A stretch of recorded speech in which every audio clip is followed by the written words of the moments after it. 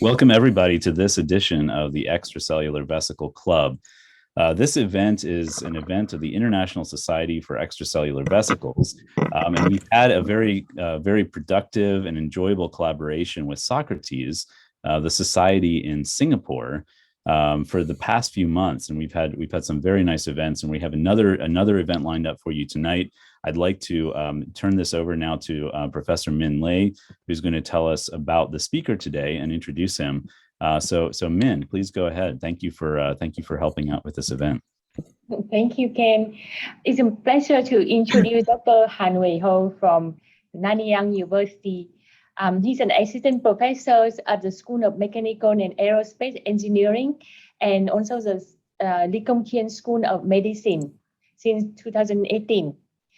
Previously, he received his PhD from the National University of Singapore, and after that, a postdoc training at MIT and NTU.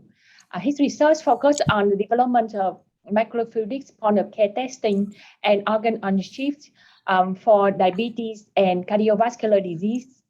So we hope that you enjoy his talk today on microfluidics isolation of circulating EVs from blood for vascular risk profiling of type 2 diabetes.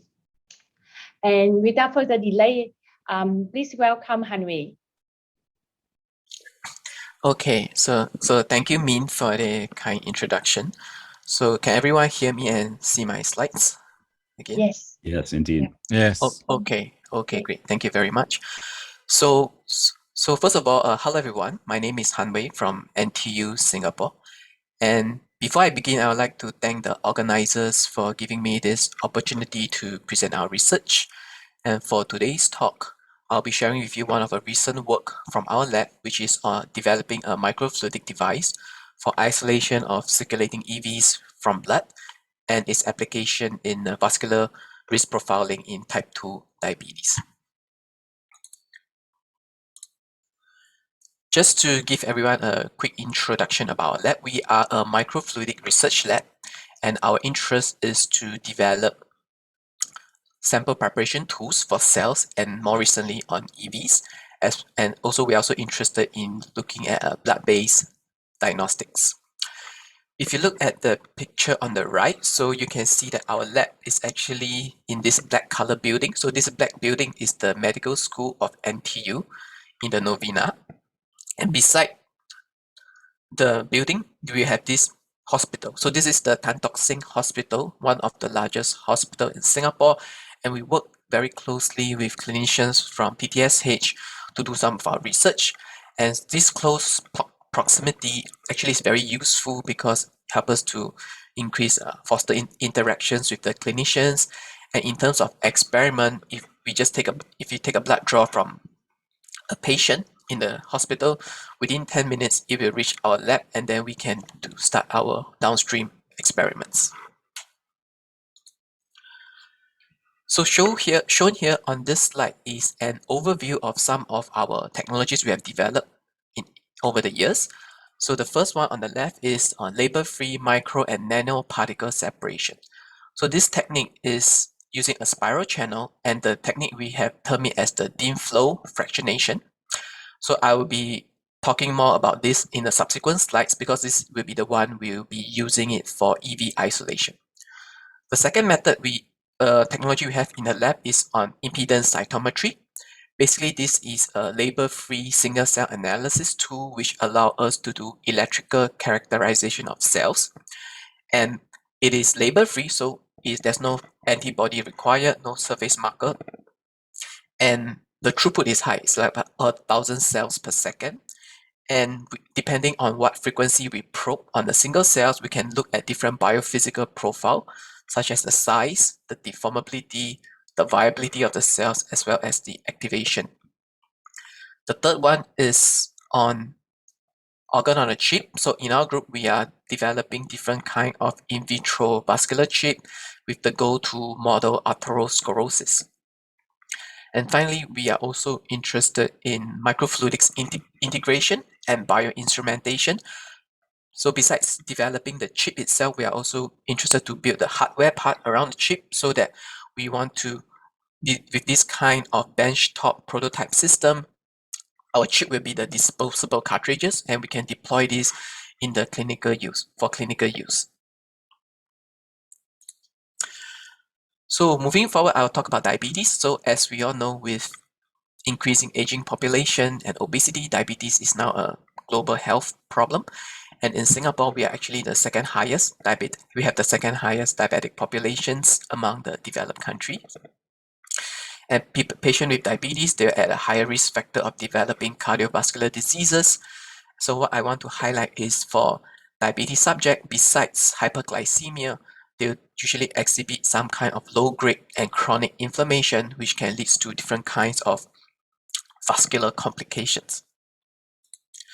If you go to clinic nowadays for testing, they typically take a blood draw from you, and then they will look at your glucose level or your lipid profile.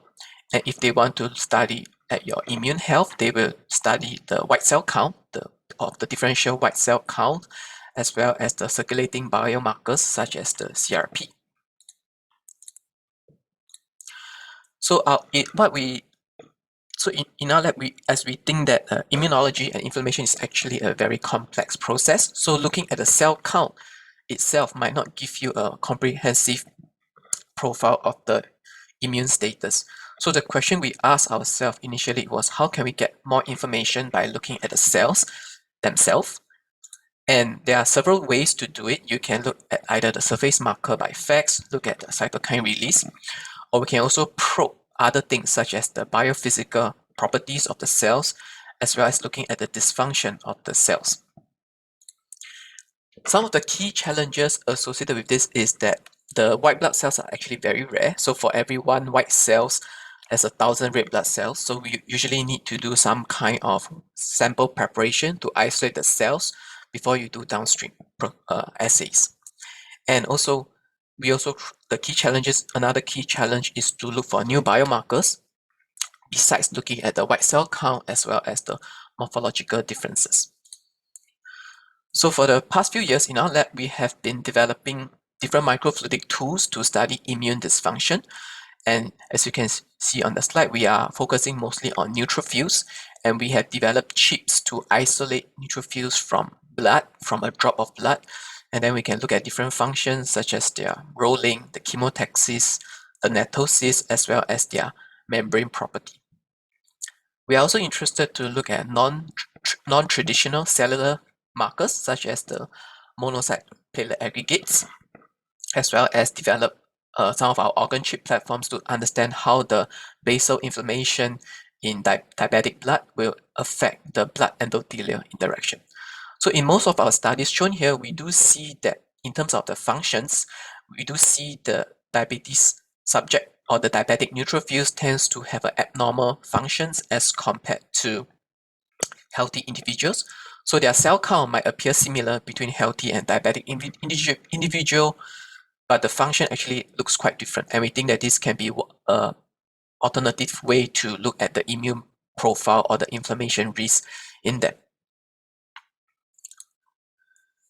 Besides immune health, we are also interested in vascular health, because diabetes patients tend to develop different kinds of vascular complications. Shown on this slide is some of the methods which they use to look at to do endothelial testing.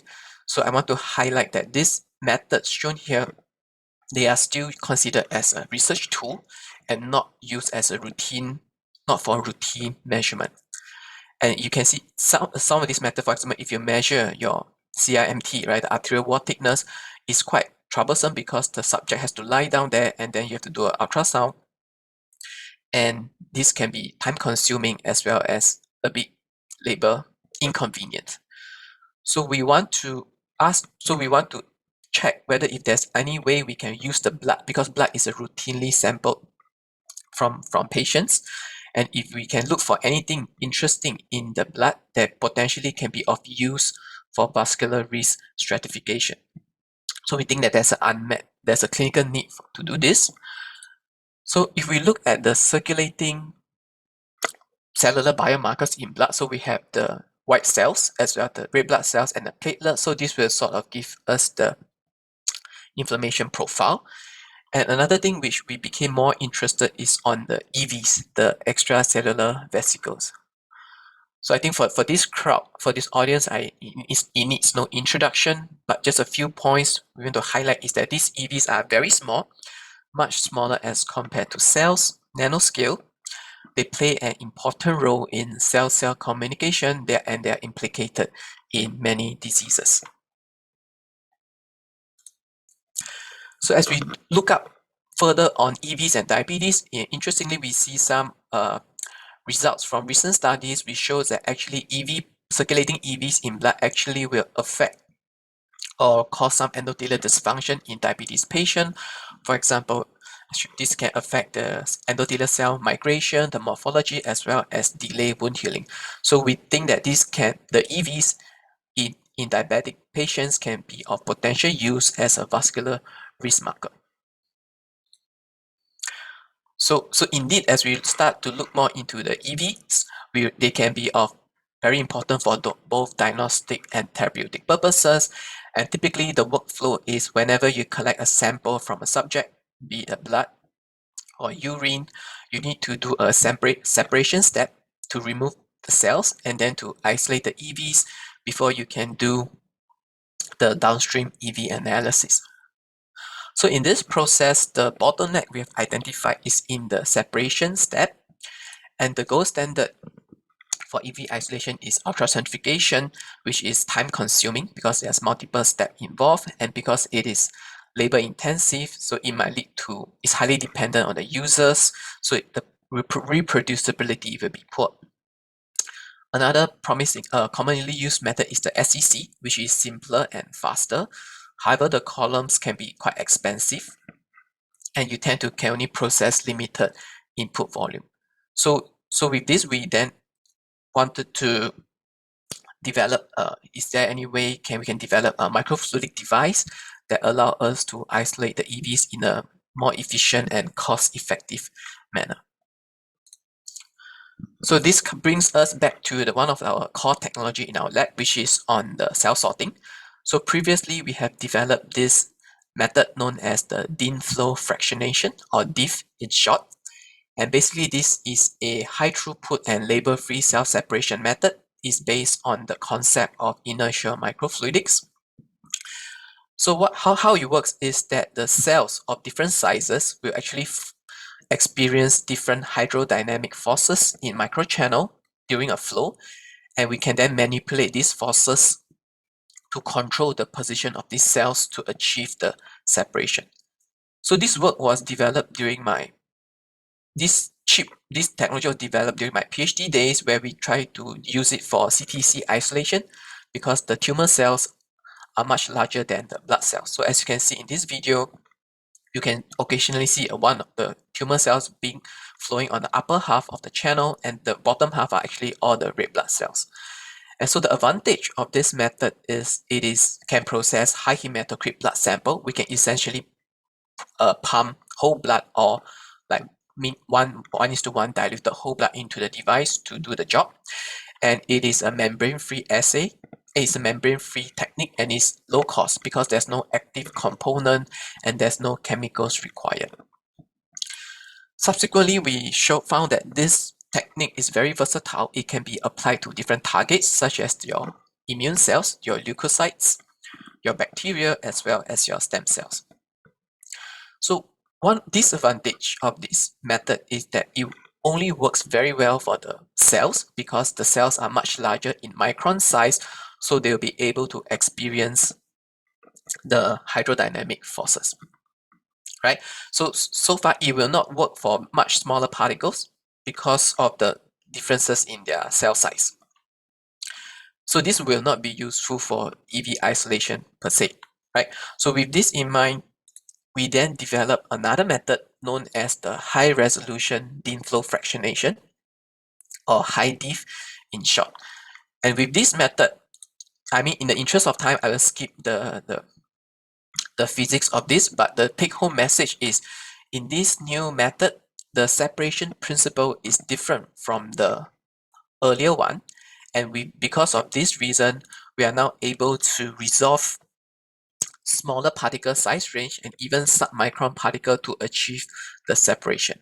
And this we published this in 2017, and back then we demonstrated this concept to fractionate polydispersed nanoparticles, as well as for microbiology study, because the bacteria are usually between 1 to 2 microns, so we can actually use this method to separate them quite well.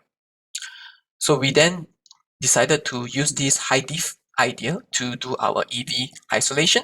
So this brings us to our topic for today, which is to do a single step EV isolation from blood, and we term this technique as ExoDiff in short. So this is the chip design as shown on the left. It's still a spiral looking shaped device with 2 inlets and 4 outlets. And so at the inlet, what we're going to do is we're going to pump in the blood sample on one side and pump in a buffer, a PBS buffer on the other side. And as the sample flows through the channel, the sample will experience, the fluid will experience centrifugal forces. And because of this, there'll be the formation of the secondary Dean forces. And what's going to happen is during this process, the smaller particles will tend to migrate out of the bloodstream due to the hydrodynamic forces. And if you control the flow conditions or the geometry correctly, you can control the position of these particles. And if you design the outlets correctly, you can then do a continuous sorting. So for example, in this chip, we have a 4 outlet design. So the bottom outlet will collect all the waste, the red cells. Platelets will, because they are smaller, they will migrate out and go into outlet 3. And the EVs, they are much smaller. They actually will migrate out faster and go into the outlet 1. So on this video, you can see the example of the actual blood processing. So we have 4 outlets. This is taken at the outlet part of the channel. There's 4 outlets. And you can see all these white dots. These white dots are actually the red blood cells. Platelets will mostly reside around here, and the EVs, because they are very small, you can't see them, so they'll actually be collected into the outlet 1 and outlet 2 region. So one thing to note is the flow is actually quite fast, and so you can imagine in this video, we actually record at 10,000 seconds during our experiment, and now we're actually playing back at 30 frames per second so that you can see this more clearly. So with this device, ExoDiff, we then did a comparative study with ultracentrifugation, UC, as well as the SCC method. We first did a comparison between the device and UC, and we did an NTA analysis. So shown on the left are 2 NTA profiles from 2 subjects. And you can see, for example, in UC method, you tend to see multiple peaks after the isolation, multiple peaks of the NTA plot for the EV fraction. And whereas for the device, the ExoDiff, you tend to see a monodispersed peak, a dominant peak. And when we compare the NTA particle count, we do see we are getting much higher particles count as compared to UC. So one thing to highlight is because NTA is a size measurement tool, so the count might comprise of both EVs and non-EV particles. For example, the lipoproteins will also will be counted in this case as well. So we then did a TEM on our eluted EV fractions from the device, and we do see some of the conventional morphology of EVs as shown here. We also did a Western blot to confirm for the EV markers. So, and you can to confirm the identity. And shown on the Western blot, for example, you can see that between the UC method, which is in black, and our device method, we do see a much thicker band for the EV markers for the same volume of sample we tested. So this suggests that qualitatively there might be more EVs present in our eluted samples. Moving on, in a subset of sample we tested, we also compared 3 methods directly. So shown here are the NTA results. We do not see much differences between the particle count, the size. But in terms of particle yield, we do see that both the device, the ExoDiff, and the SCC tend to give you higher particle count as compared to UC. We then did, with these EVs, we then did an in vitro assay whereby we took the EVs and treat them on healthy endothelial cells to see whether this will cause inflammation. So interestingly, if you look at the plot below, so the y-axis is for ICAM, which is a inflammation marker. You can see that both the EVs from isolated using the ExoDiff and the SEC will result in much lower ICAM expression as compared to the ultracentrifugation method.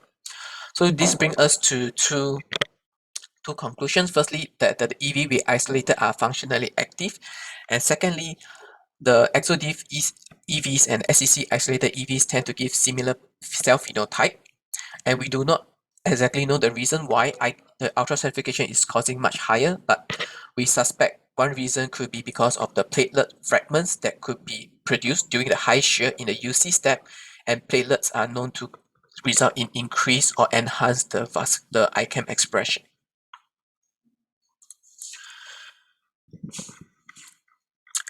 So next, at this point, we also want to highlight that because most of the EV subtypes have overlapping size and density range with the contaminating particles, such as your lipoproteins, and essentially the ExoDiff is a size separation tool. So whenever we elute out less than 500 nanometers, there could be the possibility of co-isolation of your non-EV particles.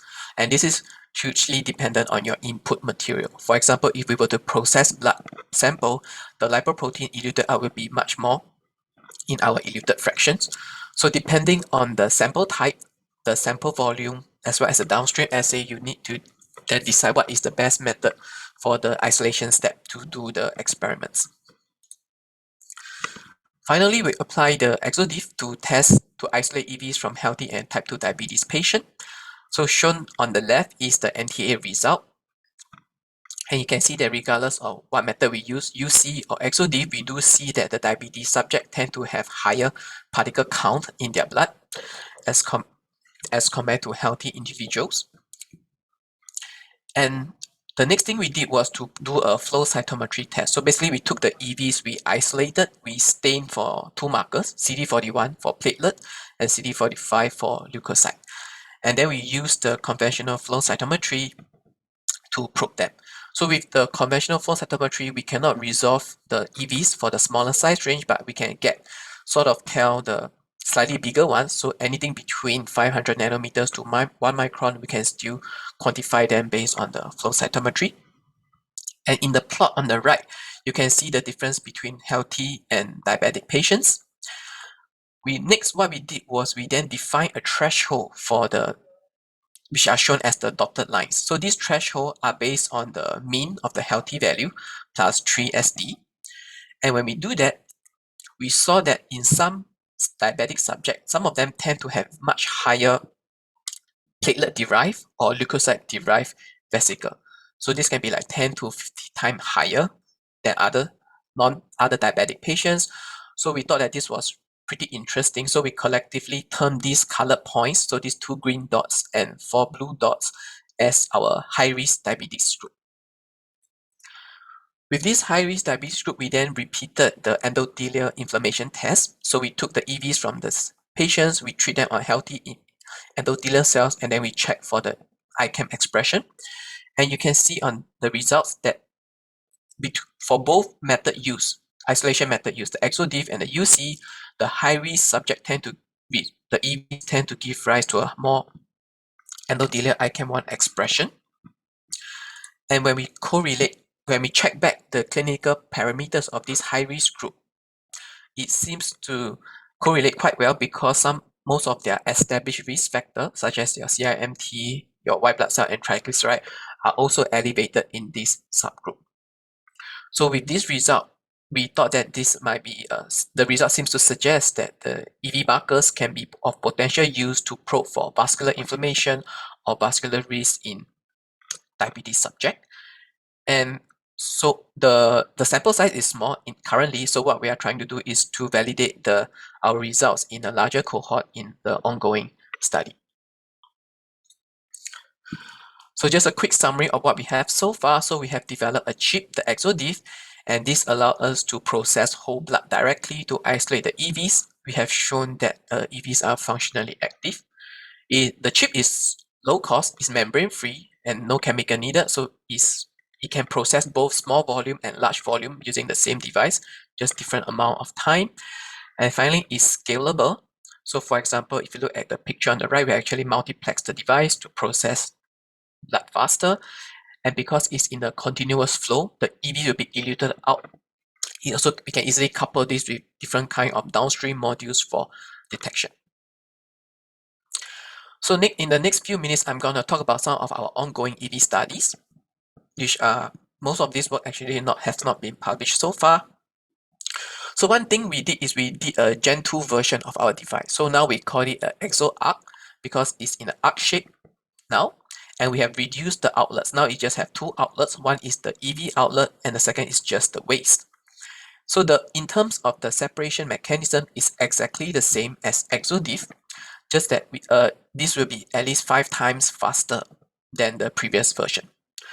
We first demonstrated the ExoArc device to process culture media, and we were using culture media isolated from untreated endothelial cells as well as inflamed endothelial cells. And we process the culture media directly using our chip. If you look at the image, you can see that similar to blood, all the larger cells will be residing at the bottom half of the channel, and now the small EVs will actually be collected into the top, right? So in terms of the conventional method, we do not need to do multiple steps of centrifugation. We can process the culture media directly, and it can be also automated and be much faster. We did a NTA characterization, and we show that the particle profile, the size distribution we get is quite similar between the ExoArc device as well as the UC. We also repeated this for blood testing, and this is an example of a video showing the blood flow, and then the EVs are all flowing into the top. Now with this ExoArc device, the throughput is much faster. In a single version, one ml of whole blood just take 20 minutes, and if we have a duplex version, which is the one shown here, 1 ml of blood will just take 10 minutes to process to get the EV. We also did the NTA analysis to show that the particle count is higher as compared to UC. We also did Western blot to confirm the EV identity. You can still see the thicker bands in our eluted EV fractions. And finally, we also compared the vesicle depletion, because for EV studies, it is very important to deplete the circulating platelet vesicles. So shown on the bottom slide, you can see if you take whole blood and do the traditional PPP isolation method, we need to do a couple of spins in order to get there. If we take the same blood and we process the ExoArc device, and we collect the outlet one, which is our EV fraction, we realize that this can actually give rise to 99% removal of the platelets as well as the vesicles. For the vesicles, what we did was we also stain for CD41, and we do a flow cytometry analysis. You can see initially there were a lot of vesicles in plasma itself, but after 4 spin, the vesicle will drop by 99% to less than 100. And with our device, we are also getting similar results. So you can see we can now, in a single step, and within 20 minutes, we can get to the same in terms of the vesicle depletion as compared to the spins. Moving on, we did use the PPP to perform SCC, and then we took the SCC eluted fractions, the EV fractions, to do the nano FCM. So this is done in collaboration with Prof. Minh from NUS. And if you look at the count, with our device, we are getting much higher particle count as compared to SCC. And when we look for the EV markers, we see that the expression level is ranging from between 2 to 10% for both the ExoArc device and the SCC, which is similar to what others have reported. But when we convert this into the particle count, we do see that our device are also getting much higher EV numbers as compared to the SCC. The next thing we did is to try to look at the exosomal cargo now. So with this new ExoArc device, it just takes us 10 minutes to process the plasma, and with the eluted fraction, we try to isolate their microRNA to do nanostring, and this is done in collaboration with Dr. Darren from NCCS in Singapore. We did a bioanalyzer test, and we checked that the RNA profile is size distribution is quite similar between the ExoArc device and the UC. And then when we look at the nanostring result, we also saw no differences between the RNA profile between the ExoArc device and the ultracentrifugation method. So these are preliminary data. So this gives us confidence that moving forward, we'll then be testing different disease groups to see whether the RNA profile will differ. The last thing I will talk about is on our organ on a chip work. So as you know, in diabetes, blood vessel damage is a common problem and it can lead to different kinds of complications. And among them, atherosclerosis is one of the main mechanisms for cardiovascular diseases. And atherosclerosis is the narrowing of your blood vessel due to the plaque formation. And this is actually a very complex process because it involves the inflammation of your blood, the endothelial dysfunction, as well as the smooth muscle cells dedifferentiation. So in another part of another folks in our lab, we're actually developing organ on a chip. And recently we have developed this arterial wall on a chip, which is to model a section of the arterial wall to study the co-culture of three cell types, the immune cells, the endothelial cells, as well as the smooth muscle cells. In this co-culture mode, we can actually study the SMC phenotype change in early atherosclerosis. For example, in a healthy individual, the SMCs should be in quiescent and contractile mode. But if you give it an insult like inflammation or hyperlipidemia, LDL, by adding ox-LDL, you can see that you induce SMC migration towards the endothelial layer, and this might lead to endothelial breakdown. So this work, so our idea with this moving forward is really to develop a personalized arterial wall chip using circulating EVs. So we're gonna isolate EVs from blood, and then we're gonna put these EVs into the endothelial compartment of our chamber, and we're gonna look at different outcomes. In this case, we're gonna look at the SMC migration effect. So shown on this results, we have done some testing. So we isolated the EVs from healthy and diabetic to study in the amyloid section. So what you can see is that out of these subjects, 2 of the subjects actually exhibit very high migration effect. And interestingly, these 2 subjects are also very unique in terms of their endothelial testing. So in a sense that they actually have the worst endothelial test results as compared to the rest. So we thought this was quite exciting and we will continue to do this. So moving forward, we think the combination of EVs and organ chip can be used for vascular risk testing, vascular risk stratification, as well as for drug testing on a chip once we can model their phenotype in the device. So with that, I come to the end of my talk. I just want to highlight that we really welcome collaboration to explore new research opportunities. We are new to the EV field, and we think that there's a lot of things we can learn, as well as new applications we can do. So this is the setup of both the ExoArc and the ExoDiff device. You just need a syringe pump. One pump is to load the blood, one pump is to load buffer. This is the chip. And then depending on the number of outlets, the EV will just be continuously collected into the different fractions.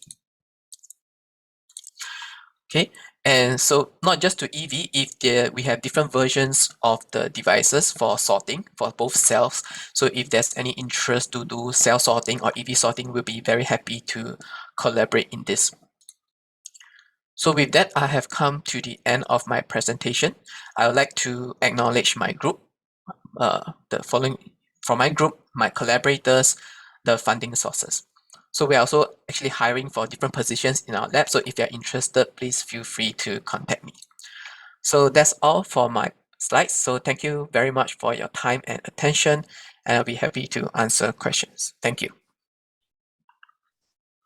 All right, thank you, Han Wei, for the very nice presentation. Yeah, so maybe I will just start off with the questions in the chat box. So we already have quite a number of questions here. So just let me go up. Okay. Okay, so the first question by Dia. Okay, thanks for the very nice talk. Do you observe a force movement of the small EV aggregates to the channel for the large particles? And have you applied any low concentration of the detergent? if there's any, so our device is basically based on a size cutoff. So we design it to be around like 400 to 500 nanometer. So if there's aggregation within that size range, then it will be eluted into our EV fraction. But in terms of during the processing causing aggregation is actually quite minimal in our in the chip, because we are using much less shear force as compared to UC, and the residence time in the chip is actually in milliseconds. So once the blood goes in and comes out of the device, is in millisecond form. So we think that there's very little chance and time for any aggregation to occur. And the second part of her question, we are not using any detergents in these experiments. We are just pumping the blood. We dilute it with PBS and we just run the device. Thank you. Yep.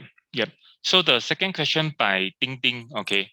So thanks again for the nice presentation. Okay. So she was asking, okay, if there's any differences or disadvantages compared with the size exclusion chromatography.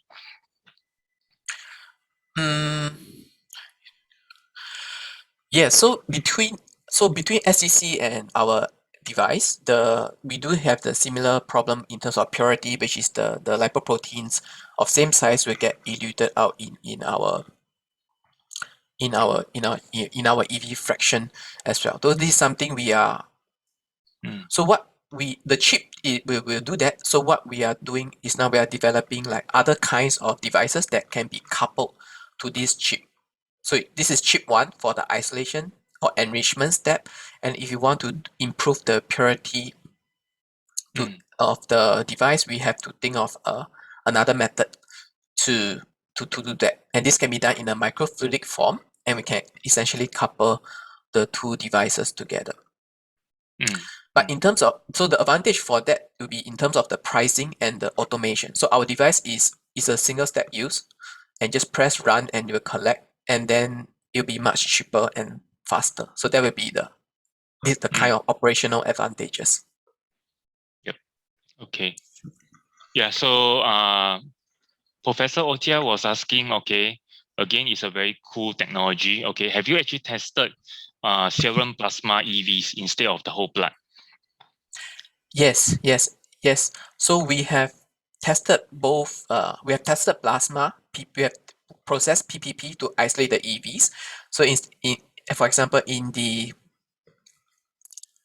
actually, am I still on screen? Yep. Yeah, actually, for this Exo device, we actually process both whole blood. We also compare both whole blood and PPP, and we show that it will work.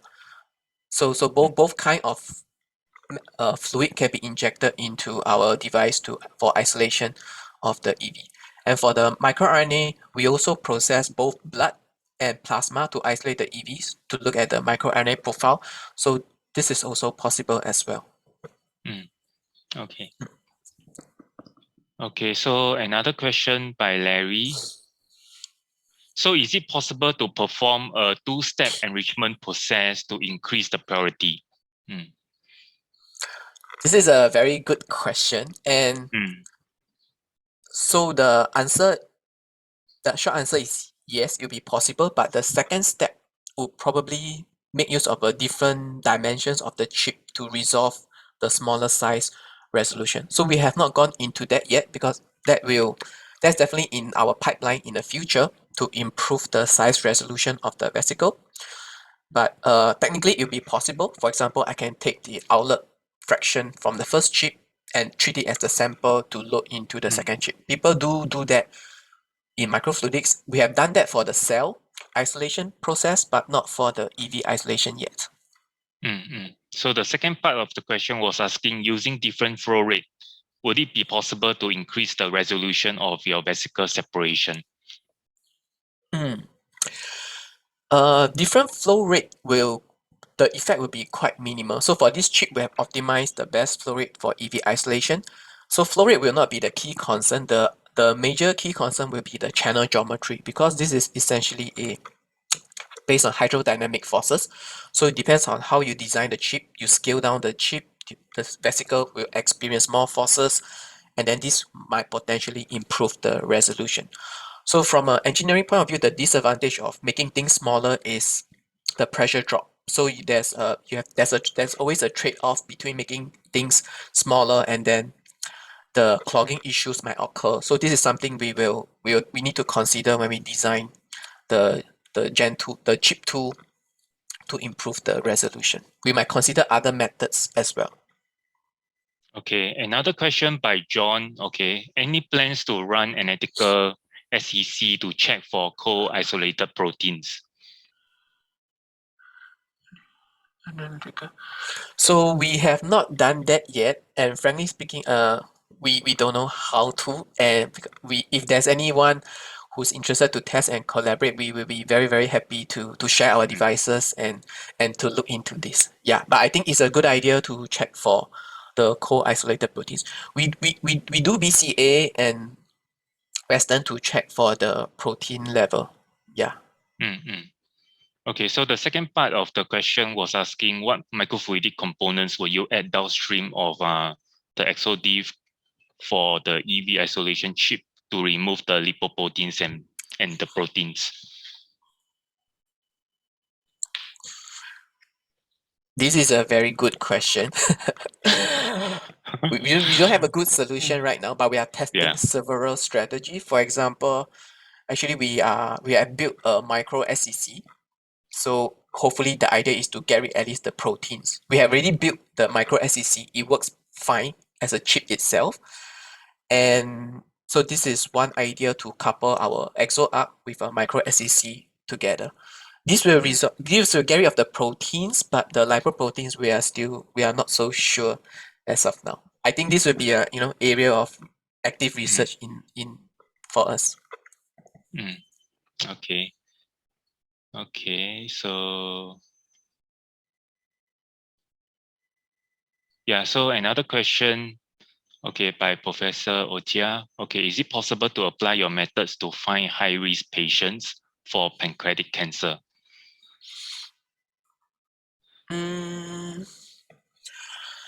Apply our method. We have not tested the cancer sample yet, but theoretically we can also, if we don't have access to this patient sample, but if we do have, we can process their plasma or the blood, and then we isolate the EVs, and then depending if there are any established markers on this EV that we can probe, that can certainly be that is certainly a possibility. Okay, thank you very much. I hope I answered the question Yeah, correctly. that's great. Yeah, because the reason why I'm asking, because in the diabetic patient, there's a couple, maybe around 10% is a high risk factor for the developing pancreatic cancer. That's why I'm asking. After your technology and tested the diabetes, maybe some of the patient high risk for the pancreatic cancer. That's why I believe this is a very possible or interesting application in the future for your technology. Thank you very much. Yes. So thank you, Professor. Yeah, we have not tested this, and this is something we will look into in the future. Thank you for your suggestions. Thank you. So another question by Ting Ting, okay, was asking, would the small volume loaded to the device be representative to our whole body status? So we are using small volume in our work so far, microliters, 1 ml to 2 ml, because this is a typical blood draw, they'll take milliliters of blood. And we're not sure the EV isolator, we don't know exactly whether it be representative or not, but in terms of the device processing volume, actually there's no limitation. We can process 100 mils if necessary, just that it will take longer. And so far we are just testing smaller volumes because most of the biobank sample are of this volume, so it makes things more convenient, and I think this is the primary reason. Yeah, so I have a question. Okay, I want to ask, right? Okay, whether or not if these are devices that you have built, okay, would it be scalable? Yeah.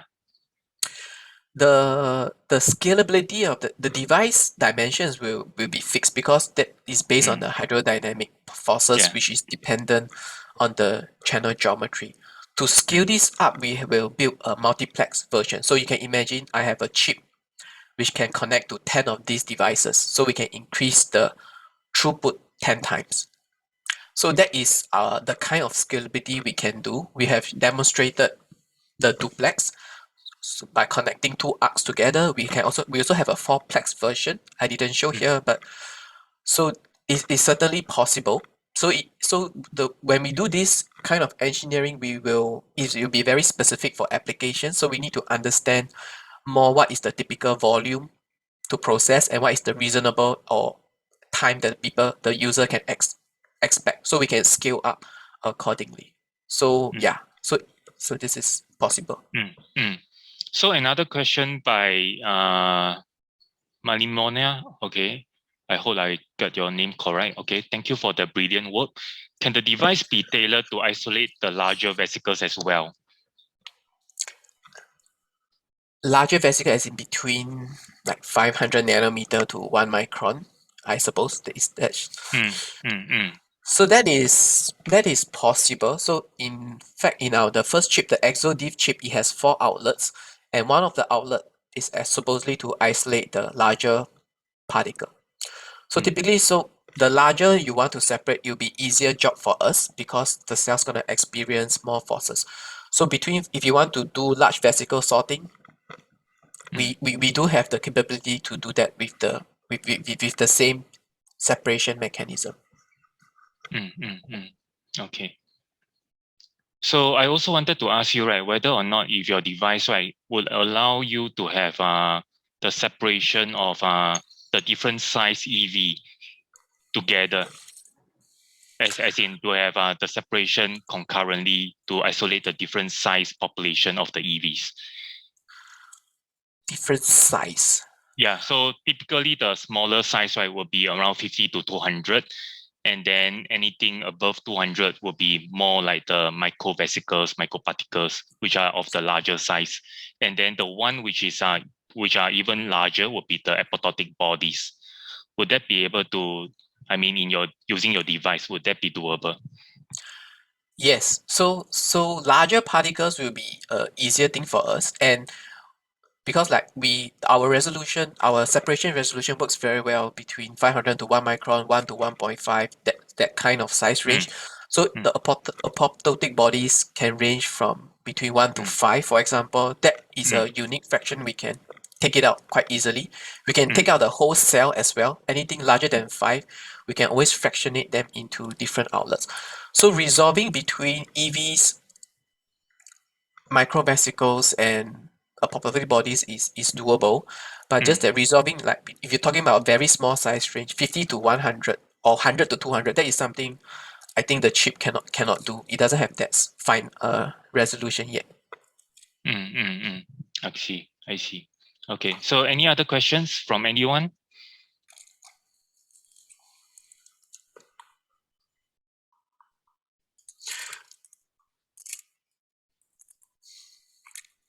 So before everyone goes, so I have actually there's a short survey. I hope everyone can help me to fill up. So in the short survey, Minh, can you help me post the link in the chat? So this short survey is essentially. Thank you, thanks, Minh. Yeah. So this short survey is to gather some information from the EV researchers, how we can further improve about your pain points and how we can further improve our technology. So, and if people want to collaborate, we'll be very happy to send our devices to you guys and teach you how to operate in your own lab. Yes. Yeah, I actually have one in my lab from Han Wei. It works very well for red blood cell extracellular vesicles. All right.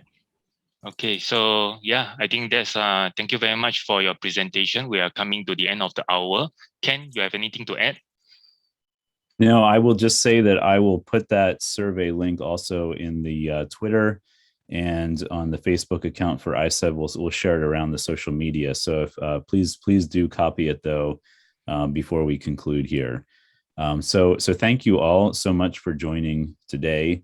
Thank you, Han Wei, for sharing this exciting work with us. And I look forward to collaborations that will start as a result of this event, so that we can all work together on our EV separations and how they can be applied to deciphering human disease. So thanks very much to everybody. I hope you have a great rest of the week and the weekend. And we look forward to seeing you again soon. Okay. All right, Thank you very much. Thank you, Han Wei. Thank you. Yes, thank you everyone. Mm. Bye. Bye.